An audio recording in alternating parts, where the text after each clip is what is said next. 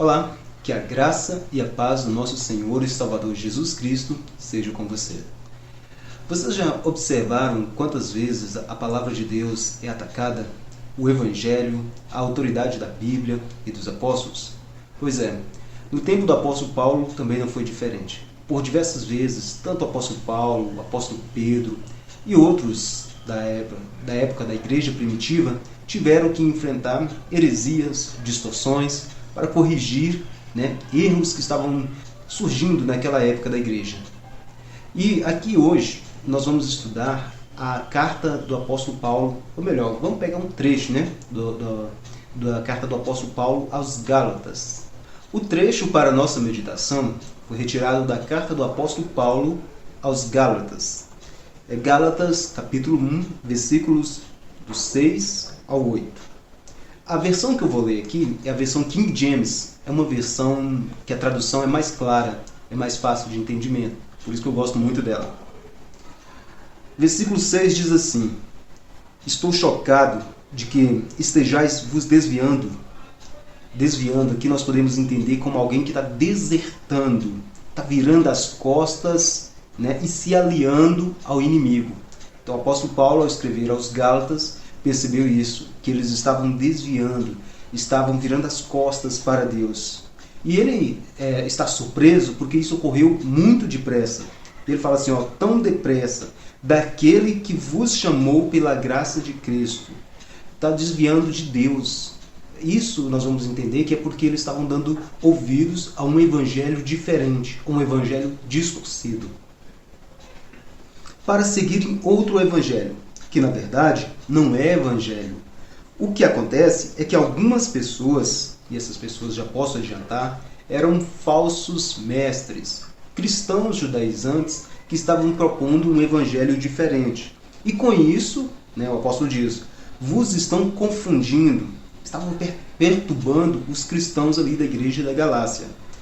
E qual que era o objetivo disso? O apóstolo responde, com o objetivo de corromper o evangelho de Cristo, ou seja, com o objetivo de perverter o evangelho de Jesus. O apóstolo diz mais no versículo 8, contudo, ainda que nós, no caso dos apóstolos, ou mesmo um anjo dos céus, vos anuncie um evangelho diferente do que vos já pregamos, seja considerado anátema, ou seja considerado maldito. O primeiro ponto, queridos, que devemos observar aqui é que a salvação é pela graça. É pela graça de Deus. O homem, em seu estado natural, tem muita dificuldade de compreender o que é a graça salvífica. Porque nós estamos acostumados e fomos ensinados assim a fazer, sempre que recebemos algo, temos que fazer algo em troca para receber algo. E assim, muitas vezes levamos isso até para o nosso relacionamento espiritual com Deus. Se eu vou receber a salvação, então eu devo fazer alguma coisa, devo ajudar a Deus de certa forma. E a Bíblia, o Evangelho de Jesus Cristo, ministrado tanto por Cristo como pelos apóstolos, ensina que não é dessa forma. A graça é um favor imerecido de Deus para pecadores arrependidos. E ela ocorre mediante a fé em Jesus Cristo. Pela justificação pela fé. Então é pela fé. E não podemos pensar que até mesmo a fé seja uma obra necessária para a salvação. Até mesmo o dom da fé, ele vem de Deus para nós. Deus nos concede fé. Ele que nos traz a maravilhosa graça e a compreensão dessa graça. Então, o apóstolo Paulo, escrevendo aos Efésios, ele fala sobre isso. Veja o que está escrito. Efésios capítulo 2, versículos 8 e 9. Porquanto, pela graça sois salvos, por meio da fé. E isso não vem de vós, é dom de Deus. Não vem por intermédio das obras, a fim de que ninguém venha se orgulhar por esse motivo. Então a salvação, ela é unicamente, exclusivamente pela fé na pessoa bendita de Jesus. Ela não é por obras, não é por mérito, nem mesmo obras da lei ou obras nossas, hoje como cristãos, boas obras. Não é mérito nosso, é unicamente graça. é a fé em Jesus Cristo que nos concede. Nós não merecíamos nada mais do que a condenação por sermos pessoas más, corruptas, por ter nossa inclinação para o mal. Mas quando Cristo entra no nosso coração e transforma na nossa natureza, nós encontramos graça diante de Deus e somos aceitos, somos adotados. Continuando, sobre a carta aos Gálatas, provavelmente ela foi escrita aos cristãos da Galácia do Sul. Na época do apóstolo Paulo, a Galácia era dividida em Galácia do Norte e Galácia do Sul. E tudo indica que esta carta, essa epístola, foi dirigida aos cristãos da Galácia do Sul. Porque Paulo com Barnabé fez, e provavelmente na primeira viagem missionária de Paulo e Barnabé, ali pelas cidades da Antioquia da Pisídia, Icônio, Listra e Derbe. Inclusive foi em Listra, lá em Atos dos Apóstolos diz, que o apóstolo Paulo foi apedrejado, foi tido ali como morto. Na verdade, quando ele estava ali naquelas cidades, ele já estava, podemos assim crer, que já estava ministrando a esses cristãos da Galácia, a quem ele agora se dirige por meio dessa carta. E a Galácia ali, hoje é a atual Turquia, fazia parte da Ásia Menor, e hoje é a atual Turquia. E Paulo se escreveu por volta do ano 59 depois de Cristo, e pelo contexto tudo indica que foi antes do Concílio de Jerusalém. Até porque ele diz, ele se refere ali o mesmo assunto da carta aos Gálatas é o mesmo assunto tratado no Concílio de Jerusalém, que é a salvação, e as obras da lei, os cristãos judaizantes. O mesmo tratado lá foi tratado em Jerusalém, no Concílio de Jerusalém, próximo desse ano, e é a mesma coisa tratada nessa carta aos Gálatas. Mas o apóstolo Paulo não faz menção dessa viagem específica. Ele até menciona uma certa viagem que ele foi e encontrou ali com Pedro, com Tiago, e outros, e fala até que ele expôs o evangelho que ele pregava para aqueles apóstolos, Mas ali ele não, mas tudo indica que aquela viagem dele ali foi para levar donativos para aqueles cristãos, para os cristãos em Jerusalém que estavam passando por uma necessidade, e não exatamente para o Concílio de Jerusalém. Então o Concílio de Jerusalém foi posteriormente, por isso que o apóstolo Paulo não fala desse concílio na carta dele, e tratava do mesmo assunto. A questão de outro evangelho. O que acontece? Quando as pessoas começam a pregoar no evangelho, você é salvo pela graça, pela fé, mas você também precisa praticar as obras da lei. Você precisa ter boas obras. Ou talvez, como alguns dizem hoje, você precisa ser bonzinho. Se você não for bonzinho, você não vai para o céu, você vai para o inferno. Essa é uma mentira. Embora muitas pessoas talvez inconscientemente digam isso, nós não somos salvos por nossa bondade. Nós não somos salvos por nossos atos de justiça, por nossa justiça própria. Não. A justiça de Cristo é imputada a nós. Ela é declarada como sendo nós. Somos salvos pela obra de outro, não por nossas próprias obras. É algo muito difícil de compreender. Mas o que acontece? Então por isso eu não preciso ser uma pessoa boa, não preciso ser uma pessoa honesta, não preciso me guardar da imoralidade, seja ela sexual ou de quaisquer imoralidades? Claro que sim. Não é porque nós não estamos mais subjugados, os cristãos não estão subjugados pela lei de Moisés, que inclusive é uma lei boa, perfeita, mas não tinha a finalidade de salvar. A finalidade dela era de nos conduzir a Cristo. Ela veio como um tutor, também chamado de aio. Ela não tinha finalidade salvífica.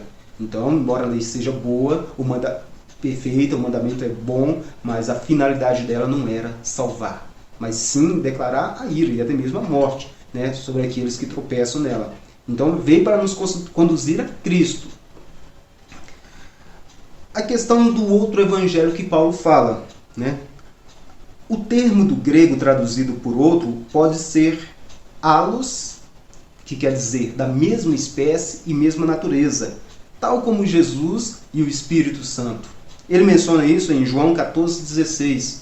No Evangelho de João, está escrito que Jesus falou assim: eu não vos deixarei órfão, né? Mas mandarei outro Consolador. Ali fala outro da mesma espécie, outro igual a ele mesmo, em natureza. Agora o apóstolo Paulo, quando menciona outro aqui, escrevendo aos Gálatas, ele usa outro termo grego, que é heteros, que significa diferente. Isso aparece em Gálatas 1, 6 e 7. Então os falsos mestres judaizantes ali estavam oferecendo e estavam conturbando a igreja e os ensinamentos que o apóstolo Paulo tinha deixado com aqueles cristãos, introduzindo outras coisas. Chegaram lá e tudo indica que, tal como eles fizeram lá em Jerusalém, falaram: se vocês não guardarem a lei, certamente não podereis ser salvos. Se vocês não circuncidarvos, melhor dizendo. E o que acontece? Os falsos mestres cristãos judaizantes estavam pregando outro evangelho, ensinando que, além de crer em Jesus como Messias, era também necessário aos cristãos gentios estar unidos à fé judaica por meio da circuncisão, isso está em Gálatas 5:2, das obras da lei, Gálatas 3:5, e da guarda dos dias santos judaicos, Gálatas 4:10. Então estavam pervertendo, misturando ao conteúdo original do evangelho pregado pelos apóstolos, coisas da lei. O apóstolo Paulo falou assim: isso aí não é o evangelho, isso aí é outro evangelho, é um evangelho diferente, é um evangelho que desvirtua. E por meio desse evangelho, vocês não estão mais buscando a salvação pela graça, mas sim pelas obras. Então vocês não podem receber salvação. Em outras palavras, o que ele disse foi isso. E inclusive ele faz uma imprecação, faz uma declaração, podemos dizer assim, ríspida contra esses falsos mestres, os declarando como malditos, como anátema, que é maldito, que é condenado ao inferno, condenado à perdição. E hoje, atualmente, as pessoas têm surgido mestres pervertendo o evangelho de Cristo? Não é muito difícil de encontrar. Basta olhar hoje claramente, tanto algumas pessoas que se apresentam pela TV, como outros que se apresentam no YouTube.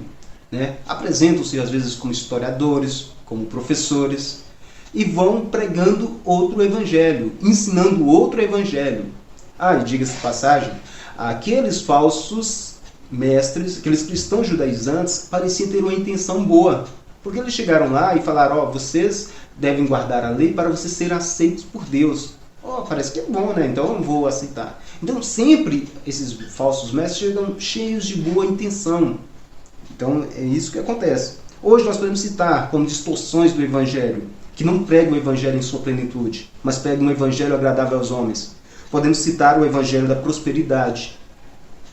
Podemos citar também na nossa sociedade uma doutrina que tem prevalecido, e ela pega também a parte da salvação pelas obras, mesmo que não falem diretamente, que é a doutrina da reencarnação.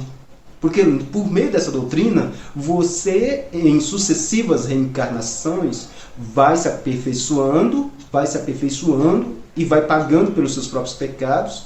Então veja, você está sendo o próprio sacrifício expiatório pela sua salvação. Pelo que a gente depende da doutrina espírita, seria isso. Então, tem o Evangelho segundo Allan Kardec. E esse Evangelho, então, e a doutrina espírita, digamos assim, podemos dizer a grosso modo, pregam o Evangelho pelas obras. Você mesmo se auto-aperfeiçoa. E o mérito de Cristo? Cristo é só um exemplo de luz maior, um exemplo de moral a ser seguido? Não, Cristo nos revela a verdade. Nele está toda a verdade de Deus, no que Cristo ensinou nos evangelhos e os apóstolos nas suas cartas. Então, se nós queremos conhecer Deus e a verdade sobre Deus, devemos ir lá na fonte. E veja, tem pessoas também que pregam um evangelho humanista, evangelho adaptado às paixões humanas, evangelho sem a cruz de Cristo e sem submissão à autoridade bíblica. E também podemos citar a crítica de teólogos liberais. Podemos citar aqui também isso. O que acontece? Muitos temos bons teólogos. Assim como filósofos, temos bons filósofos, bons historiadores, pessoas altamente eruditas, que creem na inerrância e creem a Bíblia como sendo infalível, e sendo cabalmente, plenamente autoridade, né, autoritativa de Deus para as nossas vidas. Mas também surgem pessoas, se dizendo teólogos, filósofos, professores às vezes, e ali principalmente na crítica, né, influenciados por uma filosofia humanista, e começam a lançar dúvida quanto à palavra de Deus, quanto à veracidade histórica e a credibilidade, né, e a autoridade da palavra de Deus. Devemos tomar muito cuidado com esses. E às vezes nós encontramos também no YouTube muitas pessoas influenciadas por essas doutrinas, por esses ensinamentos, né, de teólogos liberais. Então são teólogos que vão por um viés totalmente diferente, né, e vão pervertendo a palavra, vão falando e lançam dúvida até mesmo quanto a palavra ser o Evangelho e a Bíblia ser mesmo a palavra de Deus, né? E isso é muito perigoso, nós devemos estar atentos com relação a isso. Continuando nesse mesmo assunto, podemos falar de algumas pessoas ou falsos mestres, tais como aqueles que surgiram lá na época dos Gálatas, que o apóstolo Paulo teve que confrontá-los, teve que reafirmar a sua autoridade, né? Porque eles, pelo jeito, tudo indica, pelo contexto, eles estavam lançando dúvidas sobre a autoridade apostólica do apóstolo Paulo. Então lançavam dúvida, colocaram Paulo como se fosse um apóstolo de segunda ou terceira categoria, por não ter pertencido originalmente ao grupo dos 12. E o apóstolo Paulo, no início da epístola, começa reafirmando o seu chamado e a sua autoridade apostólica, porque ele foi chamado por Cristo. Cristo apareceu para ele, depois de ter ressuscitado, uma luz no caminho ali para Damasco, e o chamou. E ele viu Cristo, e Cristo revelou para ele o Evangelho da Graça, o Evangelho que ele estava pregando para aqueles discípulos, que é o Evangelho que nós temos hoje. Mas algumas pessoas foram lá e questionaram a autoridade do apóstolo Paulo. Assim como, atualmente, muitas pessoas questionam a autoridade da Bíblia. A Bíblia como sendo algo verdadeiro, verdadeiramente a palavra de Deus para nossas vidas. E devemos tomar cuidado com isso. Cristo, vou ler uma anotação aqui para vocês. Cristo e os apóstolos já haviam alertado que falsos mestres se infiltrariam no meio da igreja. É o que podemos chamar de fogo amigo. Pessoas de dentro do meio evangélico que causam maior dano à igreja do que os de fora. Tais pessoas envergonham o nome de Jesus, pregando o evangelho de barganha com Deus, né? Essas formas. Pessoas que distorcem o sentido bíblico de passagens das Sagradas Escrituras para o proveito próprio. Igualmente causam grande dano ao evangelho os teólogos liberais, como eu já disse, que em função do humanismo adotado por eles, esvaziam e desacreditam o evangelho de Jesus Cristo e a Bíblia. Esses só não têm coragem de se declararem ateus. Só falta isso. Porque uma vez que a pessoa não aceita a palavra como divinamente inspirada, o que ele pode esperar? Se o evangelho é algo puramente humano, se foi uma invenção ali dos pais da igreja, da primeira comunidade cristã, se Jesus não era Deus, e se o evangelho não veio pelo Espírito Santo para nos revelar um Deus que salva, nós não temos esperança nenhuma com relação a Deus e a vida eterna. Mas graças a Deus, queridos, não é dessa forma. Porque do mesmo jeito que vocês encontram e vão encontrar teólogos, PhDs, com mestrado, doutorado, pós-doutorado, a gente encontra também bons teólogos, PhDs, com doutorado, mestrado. Ainda que a gente não tenha que buscar o que eles falam, porque a nossa salvação é pela fé em Cristo. Mas como argumento, se precisar, também temos autoridades, né, igualmente eruditas, às vezes até mais, e que estudaram, conheceram as fontes originais, os evangelhos, né, ali na sua origem, e que atestam da veracidade dessas escrituras. No mais, a maior parte das vezes, esses que vêm tentando deturpar, perverter o evangelho de Cristo, eles partem de suposições, sem nenhuma evidência histórica, sem nenhuma evidência arqueológica, mas puramente ilações, suposições, e fazem disso um ensinamento. E muitas pessoas, às vezes, dão ouvidos, tal como estava ali na igreja da Galácia, dando ouvido aos hereges, que estavam ensinando coisas além do evangelho. Então, outros também vêm hoje para enfraquecer o evangelho, a pessoa, às vezes, de boa fé, acaba dando ouvido. queridos, devemos tomar muito cuidado com isso, porque muitas pessoas às vezes são perturbadas na sua fé em Cristo, na sua fé em Deus, porque deram ouvidos a pessoas erradas, pessoas mal intencionadas. Veja que é algo bem parecido com o que aconteceu no Jardim do Éden, quando Satanás veio na serpente ali, né, por meio da serpente, e enganou Eva. E pôs dúvida, pôs incredulidade com relação àquilo que Deus havia falado. Da mesma forma é hoje. Satanás tem se utilizado de pessoas incrédulas, pessoas, né, que usam de má fé para perverter o Evangelho, colocando incredulidade, colocando dúvida. E a pessoa às vezes não tem um conhecimento pleno, não tem um conhecimento total daquele assunto, e acaba dando crédito e caindo, né, numa situação de incredulidade, de tristeza, de confusão, sendo que não tinha necessidade. A palavra de Deus, ela é perfeita. Nenhum livro foi tão preservado como foi, né? Nenhum escrito foi como a Bíblia, como o Novo Testamento. Nenhum dos clássicos chegam perto dela. E as pessoas ainda lançam dúvida. Por que lançam dúvida quanto à Bíblia? Porque ela é contrária ao pecado que está no coração delas. Por isso que lançam. Porque não querem se submeter à autoridade de um Deus justo e verdadeiro. E vão modificando. Então, mencionei sobre aqueles falsos apóstolos ou judeus ali, né, mestres da igreja primitiva que questionavam a autoridade do apóstolo Paulo. E hoje também questionam a autoridade não só de Paulo, de João ou de Pedro, mas toda a Bíblia. E devemos estar atentos com relação a isso.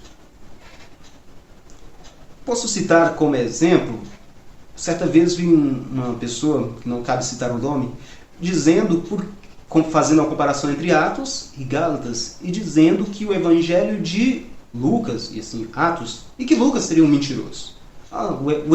Lucas, né, o médico amado que Paulo cita, é um mentiroso, porque ele menciona tais e tais viagens, e Paulo não menciona lá em Gálatas, que seria a questão lá do concílio, que tudo indica que a carta foi escrita antes do concílio de Jerusalém. E aí a pessoa chega e fala, não, o evangelho de Lucas, né, está comprometido, assim como Atos, pois o evangelista falta com a verdade. E a pessoa faz uma acusação dessa do nada, sem nenhuma, só com base em suas pressuposições. Aí vou citar, para refutá-lo, a gente pode citar aqui o exemplo de um arqueólogo chamado William M. Ramsay, doutor da Universidade de Oxford, na Inglaterra, que passou 25 anos pesquisando na Ásia Menor e comparando os registros de Lucas, Ásia Menor que é a atual Turquia, né? E esse arqueólogo, ele era ateu, mas ele chegou à conclusão de que o texto bíblico é de uma fidelidade insuperável. E ele concluiu que Lucas foi um dos historiadores mais precisos que já existiu, e se converteu ao cristianismo.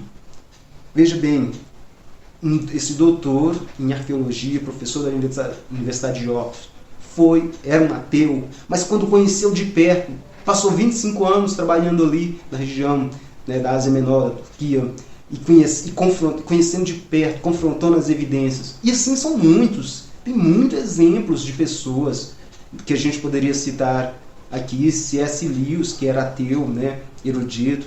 Tem o Lee Strobel e muitas outras que a gente não conseguiria citar aqui. Então, quando conhecem a verdade, quando conhecem de perto, não com base naquilo que as pessoas falam, mas naquilo que eles atestaram, a revelação de Deus, e chegam ao Evangelho. Posso citar aqui também com relação às pessoas que acabam deturpando as Escrituras, pregando um outro Evangelho diferente, Deuteronômio 4:2. Veja o que está escrito aqui. E veja como isso é necessário para nós observarmos ainda hoje. Não acrescentareis a palavra que vos mando, nem diminuireis dela, para que guardeis os mandamentos do Senhor vosso Deus, que eu vos mando. Então, já lá na época de Moisés, tinha uma palavra de Deus, para que não fosse nada acrescentado, nem nada diminuído. E ao longo da história dos séculos, os cristãos piedosos tomaram esse cuidado. Agora, hoje as pessoas vêm acrescentando ou diminuindo de acordo com as suas interpretações, com base em suposições puramente humanas, sem qualquer evidência. As pessoas fazem isso. E Paulo declarou, né, uma sentença, um juízo de Deus, ao dizer, seja maldito. Uma pessoa que anuncia um evangelho diferente. Um evangelho diferente, como eu já expus aqui, são distorções, são perversões, são ilações, são doutrinas diferentes. Paulo fala, seja maldita essa pessoa. Porque se uma pessoa vem com uma pregação desta, ele não tem o Espírito Santo, não foi regenerado, não nasceu de novo. Porque se assim fosse, ele não pregaria dessa forma. Paulo declara o juízo de Deus sobre as pessoas que pervertem o evangelho da graça. Fica também um alerta para cristãos, para nós cristãos, né? E para os cristãos que dão crédito a essas pessoas. Pois no Éden, Deus castigou também Adão e Eva por terem dado ouvido à serpente. Então, cuidado. Podemos dizer assim, com as serpentes que a gente acabam ouvindo aí ao ligar a televisão, no YouTube. Então, pessoas que vêm, né, ali destilando veneno. E muitas vezes eles vêm falando que estão ajudando. Olha, eu estou ajudando vocês a se libertarem desse sistema. O sistema religioso que escravizou vocês, agora vocês vão conhecer a verdade. E nisso vão pegando pessoas incautas, indoutas, com pouco conhecimento. E às vezes a pessoa vai, estou sendo liberto do sistema. Quando pensar que não, ele não acredita em mais nada, se desvia, se congregava, deixa de congregar, se lia o Evangelho crendo nele como a palavra de Deus, deixa de lê-lo, deixa de acreditar. Por quê? Por conta dessas pessoas. Pessoas são que têm sido usadas por Satanás para levar esfriamento, tristeza e descrédito à palavra de Deus. Que quando uma pessoa estuda com o coração aberto para receber, quando estuda as fontes históricas, arqueológicas e no seu contexto geral, a pessoa é levada mais a crer em Cristo e crer na veracidade do Evangelho.